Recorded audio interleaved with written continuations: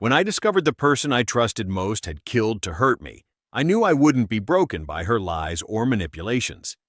My name is Jacob Dacre, and I'm 33 years old. Each morning I wake before sunrise in the house my father built, two rescue dogs now curled at my feet instead of one. Amber Dacre, my wife, had always hidden her cruelty behind sharp smiles, but that night she aimed it at Brutus, my loyal companion who'd only tried to protect me. Mrs. Delaney, my retired teacher neighbor, witnessed everything through her kitchen window. Sergeant Miguel Ortiz took my statement while Amber crafted her first lie. It was an accident. I didn't scream or threaten when my world collapsed. Instead, I gathered evidence, documented every inconsistency, and prepared to expose the truth. Justice demands patience and proof. Before I go any further, let me know in the comments where in the world you are watching from, and make sure to subscribe because tomorrow I will share a story you don't want to miss. But let me start from the beginning. I was sitting at the kitchen table when my phone buzzed with an alert. Weird time for a notification, just after 9 at night. I almost ignored it, but something made me check. It was from our bank app, showing 3 transfers in the last hour, all from our joint savings account to something called Peak Trade. My stomach dropped. $4,000 gone, just like that. Amber walked in from the living room, scrolling through her own phone. She barely glanced my way. "Hey," I said, keeping my voice even. "You know anything about these transfers to Peak Trade?" She didn't look up. "What about them?" $4,000, Amber. That's what about them." I turned my phone toward her. "Where's it going?" Her face changed then, a smirk I was seeing more often lately. "Are you tracking my spending now? That's controlling, Jacob. It's not controlling to ask about our savings disappearing." I stood up, my chair scraping against the floor. "What's Peak Trade? Maybe it's an investment. Maybe it's something for me. Do I need your permission? For our joint savings? Yeah, actually, you do." I felt my jaw tighten. "That's money we both put aside, for emergencies, for the future." She rolled her eyes. "God, you're exhausting. Why am I always asking permission for everything in this house? Even for groceries?" "Groceries don't cost $4,000, Amber." "Maybe I'm investing," she snapped. "Maybe I'm building a future without a man who babies a dog more than he respects his wife." Brutus raised his head at that, looking between us from his spot near the table. He could always sense when arguments were brewing. "Don't bring Brutus into this," I said, lowering my voice. "He's family." "Then maybe family needs to learn its place." She stepped closer to me, her voice rising. "You think I don't notice? Every night it's, Brutus needs a walk, or did Brutus eat? When's the last time you asked if I ate, Jacob? This isn't about Brutus. It's about you taking our money without... It's always about that damn dog," she was shouting now. "You care more about him than anything else in this house. You'd notice if he went missing before you'd notice if I did."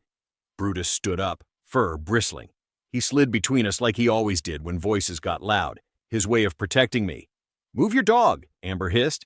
"Just calm down," I said, reaching for Brutus's collar. "Let's talk about..." It happened so fast.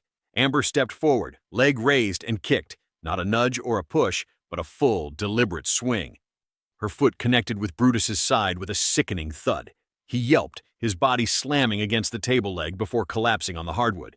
"Amber, what did you do?" I shouted, dropping to my knees beside him. "It was an accident," she said, but her voice had that hollow quality I'd come to recognize as a lie. "Stop being dramatic." Brutus wasn't moving. I put my hand on his chest, searching for the rise and fall that should be there. Nothing. "Get away from him," I said, my voice shaking as I gathered him into my arms. "Just stay back. Jacob, he's fine. He's not breathing." I fumbled for my phone. "I'm taking him to the emergency vet. Don't follow us." I carried Brutus to my car, his body limp against my chest. He'd always been so solid, so warm. Now he felt like a weight I couldn't bear. I laid him across the back seat and drove, one hand reaching back to touch his fur, as if I could will life back into him. The vet's face told me everything before she said a word. "I'm sorry, Mr. Dacre. The trauma was severe. Blunt force to the ribcage. He died almost instantly." I stood there, knees locked to keep from falling. I need this documented. For a report." "A report?" My wife kicked him. "On purpose." The words burned coming out. Is there a necropsy?" She nodded slowly. "We can arrange that. Do you want to call the police?" My hands were shaking as I dialed 911. I explained what happened in a voice I barely recognized as my own. Sergeant Ortiz arrived at the clinic within 30 minutes. He had kind eyes, but took everything down with methodical precision. My statement, photos of Brutus, the vet's preliminary findings. "We'll need to speak with your wife," he said, closing his notebook, "and document the scene." I nodded, numb. "I can't go back there tonight. Not with her." "Understandable, sir." He handed me his card. "We'll process this properly." The vet wrapped Brutus in a blue towel for me to take home. I carried him to the car, remembering how he used to jump into the back seat himself, eager for whatever adventure came next. When I pulled up to the house, Mrs. Delaney was on her porch next door. She hurried over as I got out, still clutching Brutus. "Jacob," she whispered, her hands trembling. I heard the shouting. I saw through my kitchen window. I saw her raise her leg. She swallowed hard. I wish I hadn't, but I did. I nodded, unable to speak. That night, I filed an emergency protection order at the police station. Then I returned home and locked myself in the guest room while Amber stomped through the house, phone pressed to her ear. "He actually called the cops," I heard her hiss outside my door. "He'll regret crossing me. I'll make sure of it." Morning came with a headache and the hollow feeling that follows a nightmare, except this one was real. I showered mechanically, avoiding the master bedroom where Amber had eventually retreated. The house felt wrong without the click of Brutus's nails on the hardwood or his expectant stare at breakfast time. I'd agreed to meet Sergeant Ortiz at the station to provide additional details. The night before was already blurring at the edges, shock wrapping itself around the memory like cotton. The police station smelled of coffee and printer toner. Sergeant Ortiz led me to a small room with uncomfortable chairs and a table that had seen better days. "I appreciate you coming in, Mr. Dacre," he said, sliding a notepad across the table. "I need you to write down everything you remember, what led up to the incident, any previous threats toward your dog, and exactly what happened." I picked up the pen. "Will this be enough? To charge her?" Ortiz leaned forward, elbows on the table. "Mr. Dacre, Jacob, these cases are never simple. Your wife will have her version. We'll need witnesses, evidence of intent, anything that corroborates your account. My neighbor saw her kick him. That's a start." He nodded. "The necropsy will tell us more about the force used. Document everything from here on out. Text messages, emails, previous incidents. Anything that shows a pattern." I thought about the arguments over the past few months, how they'd gotten worse, how Amber would stand too close to Brutus when she was angry with me, as if daring me to react. I wrote it all down, my hand cramping by the time I finished. On the drive home, I rehearsed what to say if Amber was there, what rules to lay down about the house until one of us moved out, how to exist in the same space without letting my anger consume me. But those plans shattered when I checked my email at a red light. There was a notification from the county court. An emergency filing had been processed overnight. I pulled into a gas station parking lot to read it. My hands shook as I scrolled through the document. Amber had filed her own temporary restraining order against me, claiming I had attacked her during our argument and that Brutus had gotten injured in the confusion, that I had slammed her against the wall and she had bruises to prove it. There were photos attached, a purplish mark on her upper arm, another on her shoulder, bruises I knew I hadn't caused, bruises that hadn't been there the night before. "This is insane," I whispered to my empty car. The filing had been processed through emergency channels, the same ones I'd used for my protection order, but she'd beaten me to it, getting hers entered first. The document read like she'd been preparing it for days, not hours, every detail calculated for maximum damage. I called Logan Pierce immediately. He was a name I'd gotten from a colleague who'd gone through a rough divorce. "I need help," I said when he answered. "My wife killed my dog and is now claiming I assaulted her." To his credit, he didn't miss a beat. "Tell me everything," he said. "And I mean everything. Bank statements, text messages, witnesses, your history together. Don't leave anything out, even if it seems unrelated." I told him about the bank transfers, about Mrs. Delaney seeing the kick, about the necropsy, about how calculated this all felt. "The photos of her bruises, they weren't there last night," I said. "I swear it." "Documentation is our friend here," Logan replied, his voice steady. "We'll subpoena her phone records, the bank transactions. When can you come in?" "Tomorrow morning?" "Perfect. Bring those bank statements. If she's been moving money without your knowledge, that speaks to premeditation." After hanging up, I pulled up our joint account again. The transfers to the unfamiliar app were there, 5 of them over the past month, totaling nearly $7,000.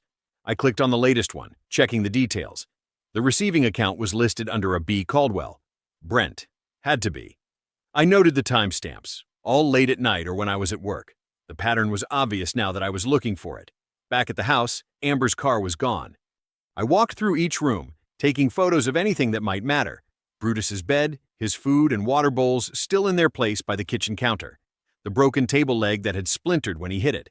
I stood in the kitchen, staring at his empty bowl when I heard Amber's key in the lock. I tensed, but instead of coming to the kitchen, she went straight to the bedroom and closed the door. A few minutes later, her voice drifted down the hall. She was on speakerphone, not bothering to lower her voice. "Yes, I filed it this morning," she was saying. Of course he's denying it. A pause, then laughter, cold and unfamiliar. He has no idea what's coming. That laughter froze me where I stood. This wasn't just anger or impulse. This was calculation. This was someone I didn't know at all. The next morning, I arrived at Logan Pierce's office with a manila folder full of bank statements, text message screenshots, and a timeline I'd sketched out through the night. Sleep had been impossible with Amber's cold laughter echoing in my head. Logan's office was understated, no mahogany or pretension, just clean lines and organized efficiency. He greeted me with a firm handshake and clear eyes. "You look like hell," he said, gesturing to the chair across from his desk. "Haven't slept much." I handed him the folder. "This is everything I could find." He spread the documents methodically, scanning each page. "These transfers to B. Caldwell, they started 3 months ago. Small amounts at first." He looked up. "Did you notice them before now?" "No. We keep separate accounts for personal stuff, but the joint account was for bills and savings." I rubbed my eyes. I trusted her. Logan nodded without judgment. "And these text messages?" I'd taken screenshots of conversations where Amber complained about Brutus. Moments when she'd said things like, "That dog is more important to you than I am," and "I'm sick of stepping over him." "There's a voicemail too," I said, pulling up my phone. "From last week." I played it. Amber's voice filled the room. "Maybe I'll get rid of that mutt and we can finally talk like adults." Logan's expression hardened. "That helps establish intent." He made notes, then looked up. "The ADA handling animal cruelty cases is Karen Lee. I've worked with her before. She's sharp. She'll want to talk to you directly." 3 hours later, I sat across from Assistant District Attorney Karen Lee in a stark conference room at the courthouse. She was mid-30s, with a no-nonsense demeanor that somehow felt reassuring. "Mr. Dacre," she began, "I've reviewed the preliminary report from Animal Control and Sergeant Ortiz's notes." She looked up from the file. "Tell me what happened, in your own words." I recounted that night, the argument, Brutus stepping between us, the deliberate kick. My voice wavered only once when I described the sound he made hitting the table. Ada Lee nodded. "Mrs. Delaney's statement corroborates your account. Has she given her formal statement yet?" "Sergeant Ortiz took it yesterday," Logan confirmed. "Good. With the necropsy results and an eyewitness, we have grounds for a felony animal cruelty charge." She looked directly at me. "But I need you to understand something. Your wife will almost certainly escalate her counter-accusations. You must avoid all contact with her. Let us handle this through proper channels." "I understand." As we left, Sergeant Ortiz met us in the hallway. "Mr. Dacre, I've got additional information that might help your case." He flipped through his notes. Animal Control logged 2 anonymous calls in the past month about yelling and a dog yelping at your address. The calls came from someone on your street, but they didn't leave their name. I felt sick. Someone heard her hurting Brutus before? Can't confirm that, but it establishes a pattern that matches your timeline. Logan nodded. "Send those records to Ada Lee." The next week crawled by. I stayed with a friend, only returning to the house when I knew Amber wouldn't be there. Then came the court summons. A judge had ordered mediation to determine if the restraining orders were valid and if the criminal and civil matters could be addressed separately. The conference room felt suffocating. Amber sat across from me, her public defender, Mr. Holt, beside her. She wore a navy blazer and a practiced expression of victimhood that made my stomach turn. The mediator began by explaining the process, but within minutes, the facade cracked. "All this because of a dog?" Amber said, rolling her eyes. "Because you killed him," I replied, my voice low but steady. "He got in my way." "You aimed." Her eyes narrowed. "You're pathetic. I'm the man who loved you and refuses to live in your lie." Holt tried to intervene, But Amber wasn't finished. "You can't prove anything," she hissed. "Then why were you already moving money to Brent?" I asked. "Why start hiding cash 3 months ago if this was just an accident?" Her smirk faltered. "Because I knew you'd make me the villain. You did that yourself." The mediator called for order, visibly unsettled by the exchange. The session ended with little resolved, but I felt something I hadn't in days: clarity. I'd seen the truth in her eyes when I mentioned Brent. She hadn't expected me to know. That evening, Logan called. "The grand jury indicted," he said, "and the judge dismissed her restraining order for lack of evidence. She's been placed under a no-contact order instead." For the first time since Brutus died, I slept through the night. But at 11:43 p.m., my phone rang. It was Logan. "We have a problem," he said, his voice tight. "Amber's defense team visited Mrs. Delaney today. They're claiming she has vision problems and might not have seen what she reported." "What?" "She's reconsidering her statement, Jacob. And without her, our case just got a lot weaker." I barely slept after Logan's call. By 7:30 the next morning, I was dressed and heading to the district attorney's office, hoping to catch Karen Lee before her day filled with court appearances. The hallways were nearly empty as I paced outside her office, rehearsing arguments in my head. When she arrived at 8:15, coffee in hand, she didn't seem surprised to see me. "Mr. Dacre," she said, unlocking her door. "I figured you'd be here early." I followed her inside, barely waiting for her to set down her things. "Is it true about Mrs. Delaney? She's changing her story?" Karen sighed, setting her coffee on a desk crowded with case files. "Mr. Holt visited her yesterday afternoon. He brought medical records suggesting she has presbyopia, age-related farsightedness. He's building a case that she couldn't have seen what happened from her window." "That's ridiculous," I said, my voice rising. "She was on her porch, not half a mile away, and she heard everything too." "I know." Karen's voice remained calm, professional. "But witnesses get scared, especially elderly ones facing aggressive questioning. Mr. Holt implied she'd be cross-examined for hours, her medical history exposed." My stomach nodded. "So that's it? Amber kills my dog, lies about it, and walks because her lawyer intimidated an old woman?" "Not necessarily. The necropsy still supports your account, and we have the financial evidence showing her transfers to this man, Brent." "But without Mrs. Delaney, it's just my word against Amber's," I said, trying to keep desperation from my voice. Karen leaned forward. "Do you have any other evidence? Security footage from your home? Anything?" "My porch camera," I said, suddenly hopeful. "It would have caught us coming in after the vet and maybe Amber admitting it was deliberate. Get that footage to Sergeant Ortiz immediately." I nodded and left, driving straight to Mrs. Delaney's house. Her porch light was on despite the morning sun, and I saw her curtain twitch as I approached. When she opened the door, her eyes wouldn't meet mine. "Jacob," she said softly, "I can't talk to you. Mr. Holt said it's improper for us to discuss the case." "Mrs. Delaney, please. You know what you saw." She twisted a tissue in her hands. "I'm 72 years old. I don't want to be dragged into court, having people question my eyesight, my memory." "But you were there. You told Sergeant Ortiz—" "I know what I said." Her voice trembled. "But I'm afraid, Jacob. I'm just one old woman against a legal team." She shook her head nervously. "I'm sorry. I truly am." The door closed gently, leaving me on her porch, frustrated and uncertain. That evening I sat at my computer, trying to download the footage from my security camera. But as I scrolled through the available dates, my heart sank. The system had a 7-day storage limit on the free plan, and I'd never upgraded to the premium cloud service. The night of Brutus's death had already been overwritten. The evidence was gone. I closed my laptop and pressed my palms against my eyes. The case was crumbling. Without Mrs. Delaney's testimony or video evidence, it might not even go to trial. I paced the house my father had built, the one Amber was trying to take from me. Through the wall, I heard her voice, unusually loud. She was on speakerphone, not bothering to lower her voice. "Jacob's witness is folding and the video is gone," she was saying, laughter in her voice. "My lawyer says they might drop the whole thing. Of course, I'll still go after the house in the divorce. He can keep his tools and his memories." I clenched my fists, fighting the urge to pound on the wall to confront her. Instead, I grabbed a notebook and wrote down every word, adding the date and time.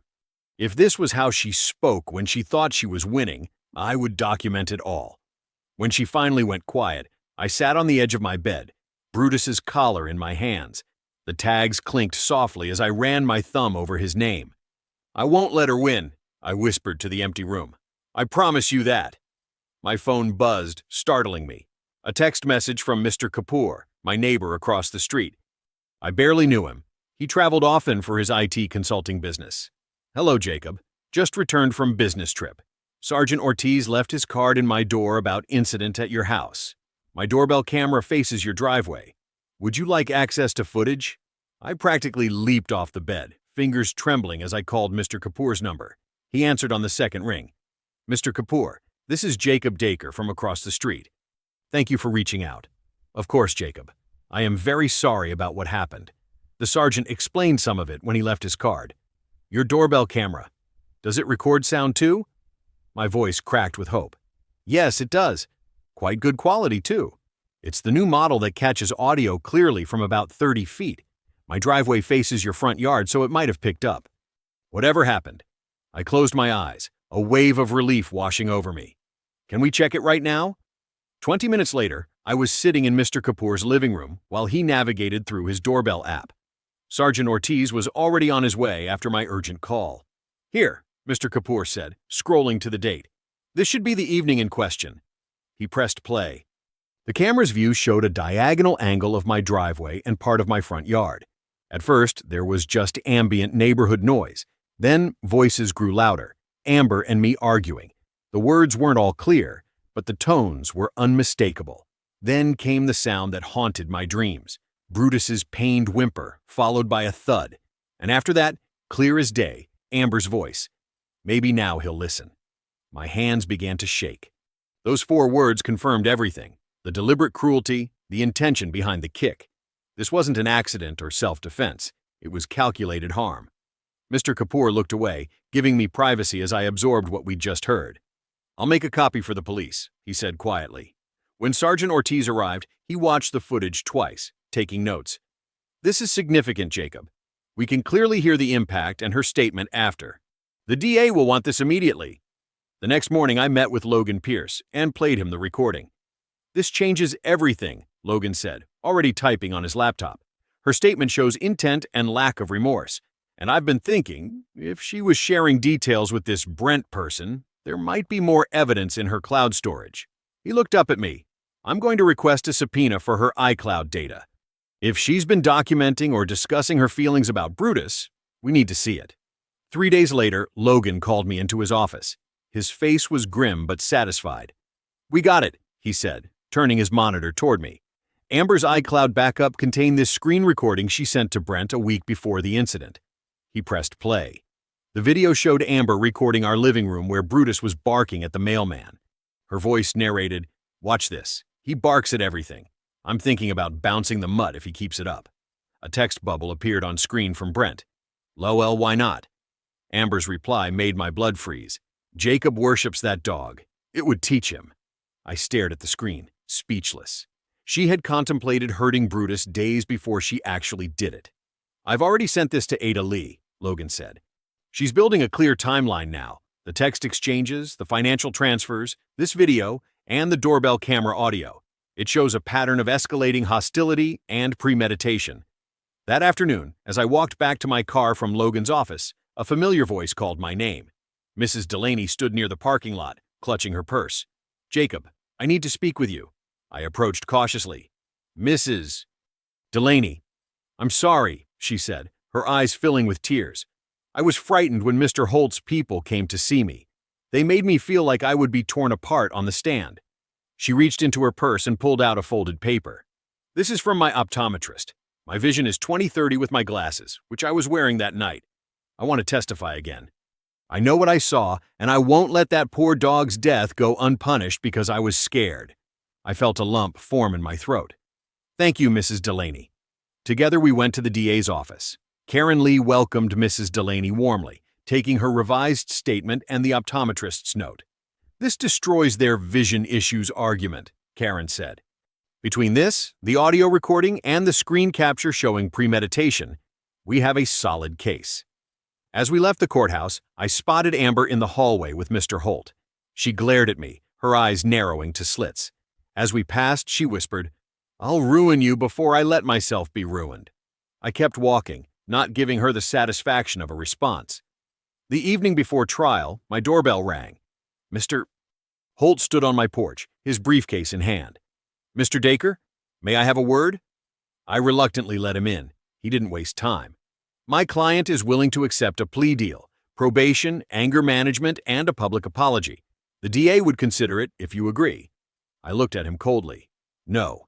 Be reasonable. Trials are unpredictable. This guarantees some consequence without. I said no. I'll see Amber in court tomorrow. The courtroom had that particular silence that feels like pressure against your eardrums. I sat behind the prosecution table, watching the jury file in. 8 women, 4 men, all with that careful blankness people wear when they're trying not to form opinions too soon. Ada Karen Lee stood, crisp in a navy blazer, her notes arranged with surgical precision. She didn't use flashy language or dramatic gestures. She didn't need to. This case is about intention and consequence, she began. The evidence will show that Amber Dacre deliberately harmed an animal to punish her husband. You'll see a pattern of escalating hostility, financial deception, and ultimately, an act of cruelty that resulted in death. Lee methodically displayed the bank statements on the projector. 3 transfers totaling just over $4,000 from our joint account to an app connected to Brent Caldwell. These transfers, she said, began 6 weeks before the incident. The defendant was moving money to prepare for a split, but on her terms, not through legal channels. Next came the necropsy report.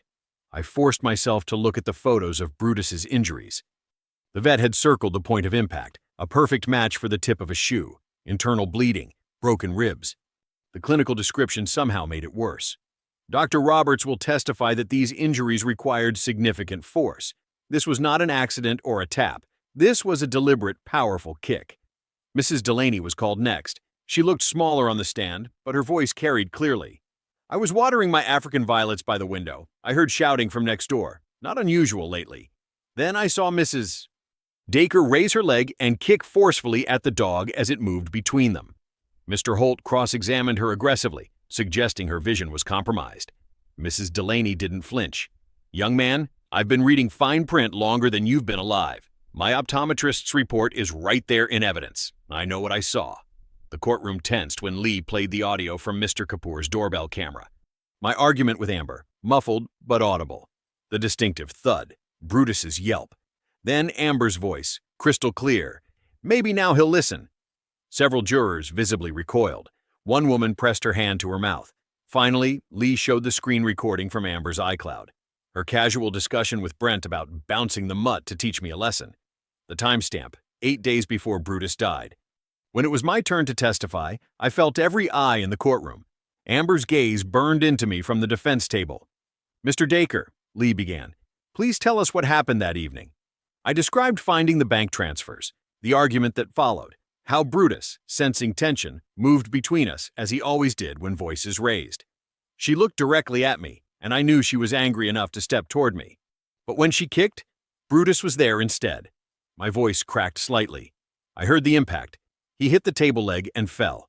I knew immediately something was terribly wrong. What did the defendant say or do after striking Brutus? She said it was an accident, that I was being dramatic. She stood there with her arms folded while I tried to help him. Mr. Holt's cross-examination was calculated. He suggested Brutus was elderly, that perhaps his health was already failing, that in the heat of an argument, perceptions get distorted. Isn't it possible your dog simply collapsed from excitement or old age during your shouting match? No, I said firmly. Brutus was 7. His last checkup showed perfect health. And I saw her kick him. Lee quickly recalled the veterinarian who confirmed Brutus's excellent health record and the specific trauma patterns consistent only with external force. Throughout it all, Amber maintained a strange composure, occasionally whispering to her attorney or writing notes. Only when the recordings played did her facade crack, a flush spreading across her neck, her fingers gripping the table edge. When court adjourned for the day, I felt cautiously hopeful. The evidence was solid. The jury seemed engaged and responsive. Even the judge had appeared unmoved by Holt's attempts to create doubt. As I walked down the courthouse steps, I heard Amber's voice, deliberately loud from several yards away. No, Brent, it doesn't matter what they think they heard. Trust me, Jacob will never escape me. Never. She locked eyes with me as she said it, making sure I heard every word. A chill ran through me despite the warm evening. What did she mean? Did she have one last manipulation planned? Some final move I hadn't anticipated? I walked to my car unsettled, her threat echoing in my mind. The trial seemed to be going our way, but Amber had always been most dangerous when cornered. The second day of trial dawned with a weight in my chest. I'd barely slept, Amber's threat from the previous evening playing on repeat in my mind. Logan met me on the courthouse steps, his face professionally neutral, but his eyes alert. "Ready?" he asked. "As I'll ever be," I replied, straightening my tie. Inside, the courtroom filled quickly. I noticed several neighbors I recognized, even Mr. Kapoor sitting quietly in the back row. Amber arrived with Mr. Holt, her expression composed but tense. She didn't look my way. Judge Finley called the court to order, and Mr. Holt immediately launched his counteroffensive. He called Amber to the stand first, where she presented a tearful account of our marriage, claiming I had grown increasingly controlling and volatile. "And on the night in question," Holt prompted, "what happened?" "Jacob was so angry about the money," Amber said, her voice quavering perfectly. "He charged at me. Brutus got between us, and in the confusion," she dabbed at her eyes. Holt nodded sympathetically. "You've provided evidence of injuries from that night, correct?" "Yes," she whispered. Holt displayed the photos of bruises on Amber's arm that had been submitted with her restraining order. The purple marks looked dramatic against her skin. "Did Jacob cause these injuries during your altercation?" "He grabbed me," she said. I was terrified. My blood ran cold at the blatant lie. I scribbled a note to Logan, who nodded. He was already prepared. When Ada Lee stood for cross-examination, her approach was methodical. "Mrs. Dacre, these photos are dated the evening of April 14th, correct?" "Yes, right after everything happened." Lee walked toward the evidence table. "Your Honor, I'd like to introduce People's Exhibit 23. She displayed a series of screenshots from Amber's own Instagram account. "These are posts you made on April 13th, the day before the incident, correct?" Amber hesitated. I suppose." "And here," Lee continued, zooming in on one image, "you're wearing a sleeveless top. The same arm you claim was bruised the next day appears completely unmarked. Would you care to explain?" Amber's composure faltered. I used makeup. For Instagram. Yet in this video from the same day, you're swimming at your gym's pool. No makeup visible, and no bruises." Lee let the courtroom absorb this.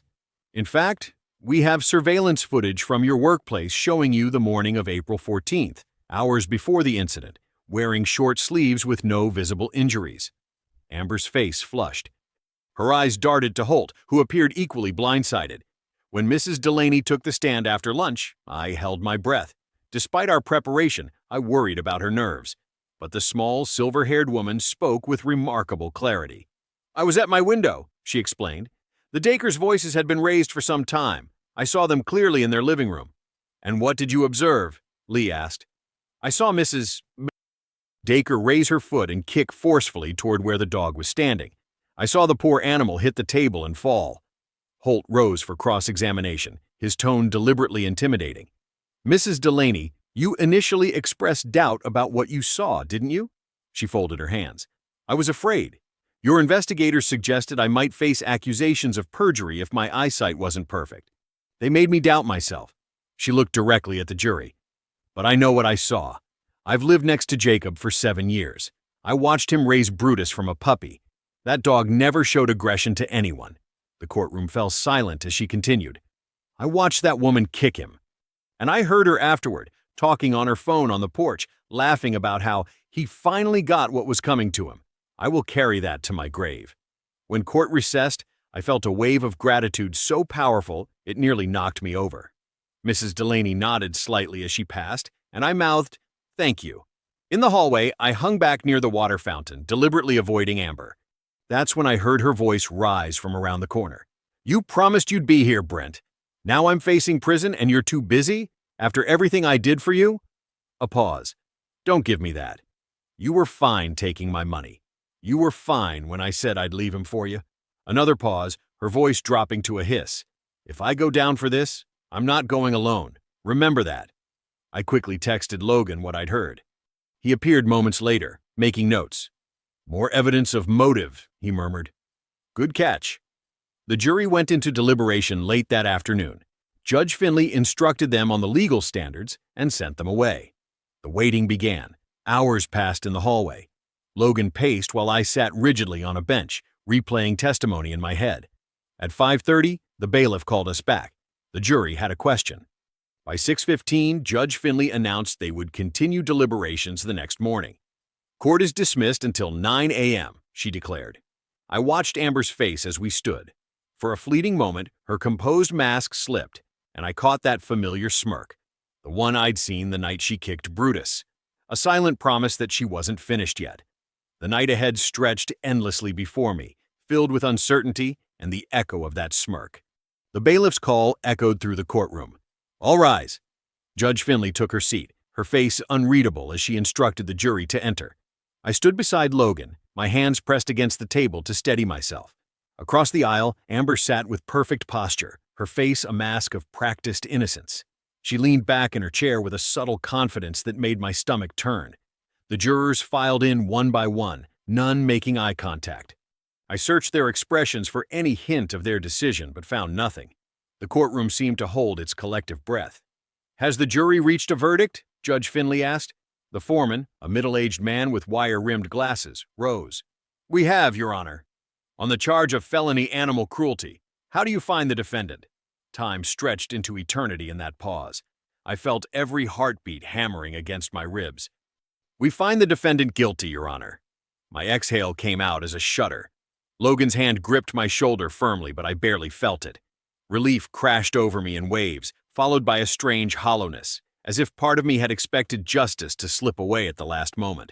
Across the aisle, Amber's transformation was immediate. Her expression contorted from smug certainty to shock, then panic. Her mouth opened slightly, her eyes widening as she turned to Holt, who whispered something in her ear. The court thanks the jury for their service, Judge Finley continued. Sentencing will be scheduled for next Friday at 10 a.m. The defendant's bail is hereby revoked, and she will remain in custody until sentencing. When the bailiff approached Amber, reality seemed to hit her. She jerked away from his hand, her voice rising. This is ridiculous! It was just a dog. Ms. Dacre, control yourself, Judge Finley warned. Jacob, Amber called out, her voice shifting to that pleading tone I'd heard so many times before. Jacob, tell them this is crazy. You can't seriously want this. I didn't turn. I didn't speak. I gathered my papers and walked out with Logan, her voice fading behind us. The week passed in a blur. When sentencing day arrived, Ada Lee told me I would have the opportunity to address the court. Speak from the heart, she advised. The judge wants to hear the impact. When my moment came, I approached the podium. Amber sat at the defense table, subdued in her county-issued jumpsuit. Your Honor, I began, my voice steadier than I expected. I grew up believing in fixing what was broken, but some things can't be fixed. The sound of Brutus hitting that table haunts me. So does the silence in my house since then. I paused, gathering myself. Brutus stepped between us because that's what he always did when voices were raised. He was protecting me, and for that loyalty, he was killed. Not accidentally, not in the heat of the moment. My wife, I corrected myself. Amber planned to hurt me by hurting him. She said as much to her boyfriend. She laughed about it afterward. I glanced at her, finding her eyes fixed on the table. I'm not asking for vengeance. I'm asking that intentional cruelty carry weight equal to its harm. Brutus deserved better, and so do all the quiet, loyal beings who can't speak for themselves. Judge Finley nodded thoughtfully. After hearing from both attorneys, she delivered her decision. Ms. Dacre, this court finds your actions particularly disturbing for their calculated nature. You deliberately caused suffering to an animal to inflict emotional pain on your husband. She paused. I sentence you to 28 months in state prison, full restitution for veterinary costs, and issue a permanent no-contact order protecting Mr. Dacre. 3 days later, I sat beside Logan in divorce court. The proceedings felt almost anticlimactic after the criminal case. Logan argued firmly that Amber's conviction and the evidence of financial impropriety should factor heavily into the division of assets. The judge agreed, awarding me the house my father had built, denying Amber any spousal support, and ordering her to repay the funds she'd siphoned to Brent, who, unsurprisingly, never appeared at any hearing. When it was over, I stood on the courthouse steps feeling oddly weightless. Free, yes, but still heavy with grief. A reporter approached, microphone extended. "Mr. Dacre, how do you feel about the verdict? Do you have a statement about your wife's sentence?" I shook my head. "No comment." I walked away quietly, knowing my story belonged to me, not to public spectacle. The late afternoon sun warmed my face as I drove home, parked in the driveway, and unlocked the door to an empty house. Standing in the entryway, I heard nothing but silence. The question loomed large: how does one begin again after such a storm? A month after the courthouse steps, I sat on my porch swing with a steaming mug of coffee, watching the sun crawl over the horizon. The morning air carried that specific late summer crispness that always reminded me of new beginnings. School buses would be running soon, routines re-establishing themselves across the neighborhood. Routines, structure, the things I'd been rebuilding piece by careful piece. At my feet, Toby stretched in his sleep, his golden fur catching the early light. Beside him, Nala's sleek black coat rose and fell with each peaceful breath. I'd adopted them 2 weeks after the divorce was finalized, not to replace Brutus, because nothing ever could, but because the silence in the house had become its own kind of prison. The shelter volunteer had called them a bonded pair, abandoned together, rescued together, and now sleeping soundly on my porch. Toby with his puppy energy, Nala with her watchful calm. They'd sniffed every corner of the house that first day, as if understanding its history, before settling into a cautious comfort that grew a little stronger each morning. I sipped my coffee, feeling its warmth spread through my chest. Through the front window, I could see the framed photo of Brutus I'd placed on the mantel, not as a shrine to grief, but as acknowledgement that love doesn't vanish with loss. Beside it sat my father's old pocket watch, a reminder of the man who taught me what integrity meant. "Never hide from the truth, Jake," he'd told me once while we fixed a broken fence post. "Not even when it hurts." I'd gotten a letter from Amber's prison last week. Not from her, thank God, but from the victim notification system.